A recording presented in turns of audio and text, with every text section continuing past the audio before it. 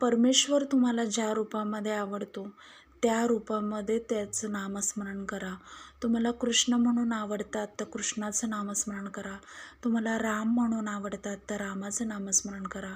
पण नामस्मरण करा, का त्या नामस्मरणाशिवाय त्या भगवंताच्या स्मरणाशिवाय कुठलाही पर्याय या जगतामध्ये नाही.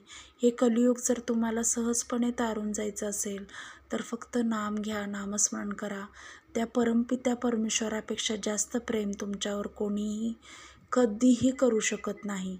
का तर मला तर खूप अनुभव आहे की माझ्या प्रत्येक सुखदुःखामध्ये फक्त मी आवाज दिला आहे आणि स्वामी माझ्या पाठीशी उभे राहिलेत, मला योग्य मार्ग दाखवला आहे.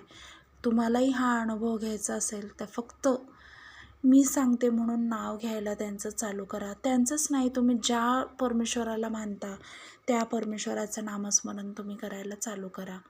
श्री स्वामी समर्थ.